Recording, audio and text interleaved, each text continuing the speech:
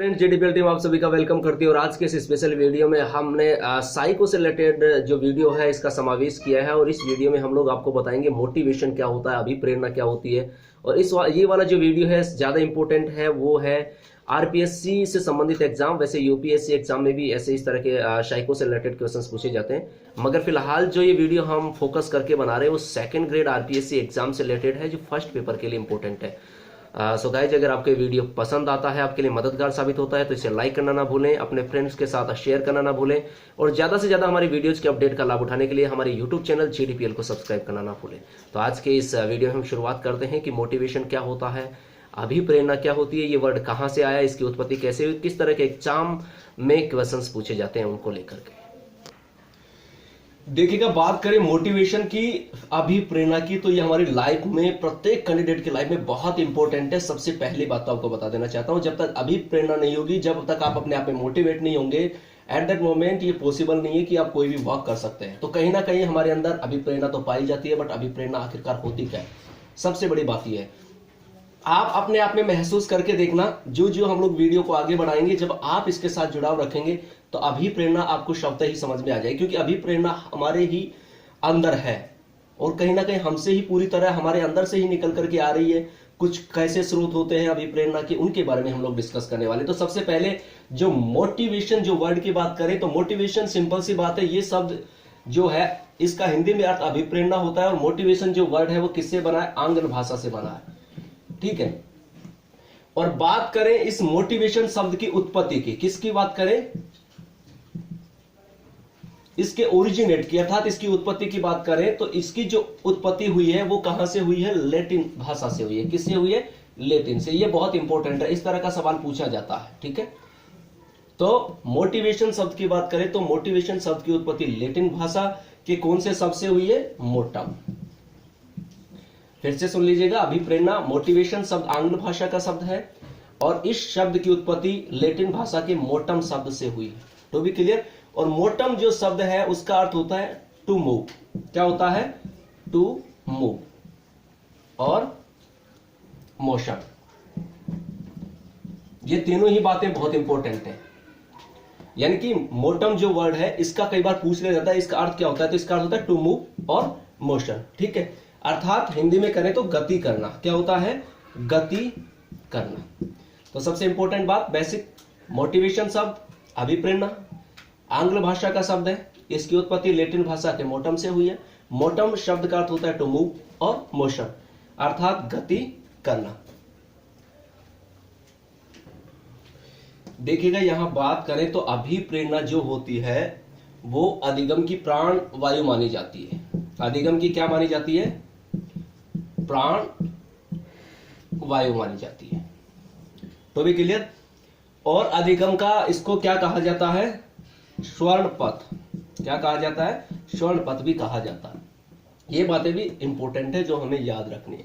देखिएगा, सबसे पहले हमने अभिप्रेरणा के बारे में जो वर्ड तय किए थे उसके बारे में आपको ज्यादा जरूरी है। उसमें से एक या दो उस तरह में एक क्वेश्चन तो लगभग इसी तरह का पूछा जाता है कि भाई ये कौन से वर्ड से बना है। आप जो भी पेपर उठा करके देखेंगे उसमें आपको ये तो जरूर देखने को मिल ही जाएगा कि एक या दो क्वेश्चंस तो कि ये वर्ड कौन से वर्ड से बना हुआ है। तो इस तरह के वर्डों को आपको भूलना नहीं है।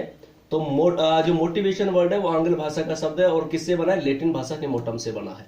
अर्थ क्या होता है ये भी पूछ लिया जाता है, क्या अर्थ होता है, टू मूव और मोशन। आप देखो, जो अभिप्रेरणा होती है वो किसी बुनियादी अभिप्रेरक द्वारा संचालित व्यवहार जन्य स्थिति से है, जिसके वशीभूत होकर व्यक्ति किसी समय विशेष पर अपनी मूलभूत आवश्यकता की पूर्ति हेतु लक्ष्य निर्देशित व्यवहार करता है। तो भी क्लियर गाइस। तो अब बात करें आगे की अभिप्रेरणा से संबंधित परिभाषाएं। एग्जाम में परिभाषाएं जो है वो डेफिनेशन से वो बहुत ज्यादा पूछी जाती हैं, तो ये हमें ध्यान रखना है। देखो, अगर हम लोग बात करें मैकडोनाल्ड के बारे में, तो मैकडोनाल्ड ने क्या कहा है, उसके अनुसार अभिप्रेरणा की क्या परिभाषा है, ये ध्यान में रखना कि व्यक्ति के अंदर होने वाला ऊर्जा परिवर्तन ही अभिप्रेरणा है। क्या, व्यक्ति के अंदर होने वाला ऊर्जा परिवर्तन, ऊर्जा परिवर्तन ही क्या है, अभिप्रेरणा है। पहली बात बहुत इंपॉर्टेंट है, किसने कहा ऐसा? मैकडोनल्ड ने। डेफिनेशंस पूछी जाती हैं तो डेफिनेशंस हमें फोकस करना है। मैकडोनल्ड कहते हैं कि व्यक्ति के अंदर होने वाला ऊर्जा परिवर्तन ही अभिप्रेरणा है। इसी तरीके से हम लोग बात करें तो वुडवर्थ ने भी अपनी अलग डेफिनेशन दी है, और वुडवर्थ कहते हैं कि प्रेरणा व्यक्ति की वह दशा है जो उसे निश्चित व्यवहार करने के लिए निश्चित लक्ष्य की ओर उत्तेजित करती है। तो देखिएगा, वुडवर्थ के अनुसार प्रेरणा व्यक्ति की वह दशा है जो निश्चित व्यवहार करने के लिए निश्चित लक्ष्यों की ओर उत्तेजित करती है। एक बार फिर से देख लीजिएगा, वुडवर्थ के अनुसार प्रेरणा व्यक्ति की वह दशा है जो निश्चित व्यवहार करने के लिए निश्चित लक्ष्यों की ओर उत्तेजित करती है। ऐसा किसने कहा? वुडवर्थ ने। एग्जाम में पूछ लिया जाता है, ये डेफिनेशन दे देंगे और उसके बाद में पूछा जाएगा कि ये कथन किसका है, तो हमें इस बारे में पता होना चाहिए। To be clear. और बात करें स्किनर साहब की, तो स्किनर साहब कहते हैं कि अभिप्रेरणा अधिगम का सर्वोत्कृष्ट राजमार्ग है। फिर से सुन लीजिएगा, अभिप्रेरणा अधिगम का सर्वोत्कृष्ट राजमार्ग है। ऐसा किसने कहा है? स्किनर ने कहा है। इसके अलावा भी बहुत सारी डेफिनेशंस हैं जिनके बारे में हम लोग डिस्कस कर सकते हैं। लाइक जॉनसन जो है, जॉनसन कहते हैं कि प्राणी के व्यवहार को आरंभ करने तथा दिशा देने वाली क्रिया के सामान्य प्रभाव को प्रेरणा के नाम से जाना जाता है।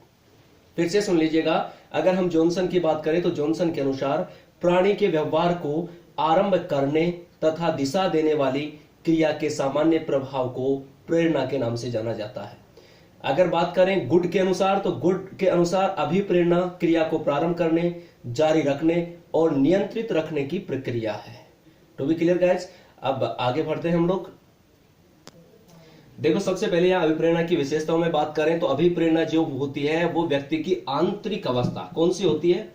आंतरिक अवस्था होती है। आंतरिक अवस्था को कहा जाता है, किसको कहा जाता है? आंतरिक अवस्था को। इंपॉर्टेंट बात है जो हमें याद रखनी है, राइट गाइस। तो अभिप्रेरणा क्या है? व्यक्ति की आंतरिक अवस्था है जिसे हम लोग अभिप्रेरणा कहते हैं। और ये कैसी होती है? काल्पनिक होती है। कैसी होती है? काल्पनिक। पहली बात। टू बी क्लियर, हम डिस्कस कर रहे हैं अभिप्रेरणा की विशेषताओं को लेकर। अब दूसरी बात करें तो अभिप्रेरित व्यवहार लक्ष्य से प्रेरित होता है। अभिप्रेरित जो होता है वो क्या होता है? व्यवहार लक्ष्य से प्रेरित होता है। व्यवहार लक्ष्य प्रेरित होता है।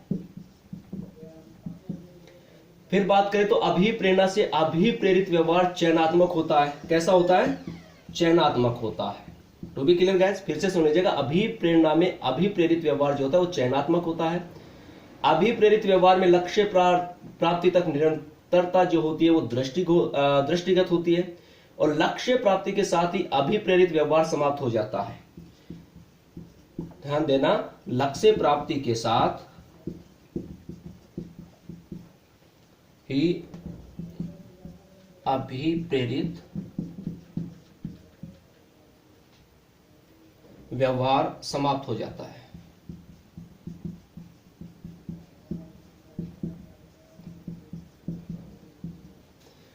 फिर बात करें तो अधिगम की कुंजी अभिप्रेरणा के हाथ में रहती है। ध्यान से सुनना, अभिप्रेरित व्यवहार की कुंजी जो है, बात करें अधिगम की जो कुंजी होती है अभिप्रेरणा के हाथ में रहती है। माफ कीजिएगा, फिर से मैं दोहरा रहा हूं, अधिगम की कुंजी अभिप्रेरणा के हाथ में रहती है।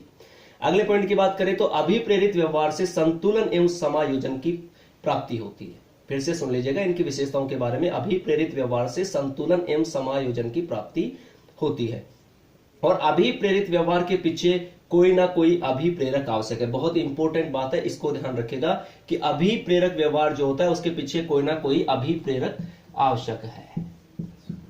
अभिप्रेरक आवश्यक है, ये बात इंपॉर्टेंट है, बहुत ही ध्यान रखना। ठीक है, क्या आवश्यक है? अभिप्रेरक आवश्यक होता है, इस बात को आपको ध्यान में रखना है। अब ये तो थी विशेषता है। सबसे पहले हमने अभिप्रेरणा वर्ड के बारे में डिस्कस किया, मोटिवेशन के बारे में, उसका अर्थ क्या होता है, कौन से वर्ड से बना हो। उसके बाद में हम लोग कुछ डेफिनेशंस के बारे में हम लोगों ने डिस्कस किया जो एग्जाम की दृष्टि से इंपॉर्टेंट है।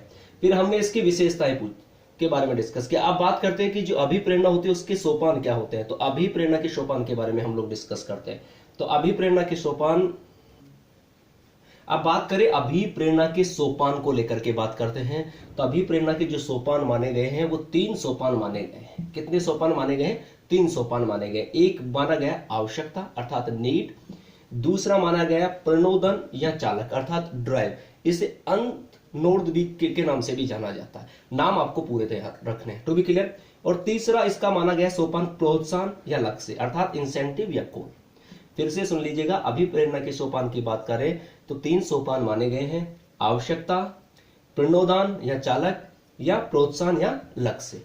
टू बी क्लियर गाइस, अब ये आवश्यकता क्या होती है, प्रणोदान क्या होता है, प्रोत्साहन क्या होता है, इन सब के बारे में डिस्कस करेंगे हम अगले वीडियो में। आज की वीडियो में इतना ही। अगर ये वीडियो आपको बेहद पसंद आता है तो इसे लाइक करना ना भूलें, शेयर करना ना भूलें और साथ ही अपने बहुमूल्य फीडबैक देना ना भूलें। Thank you guys for watching this video.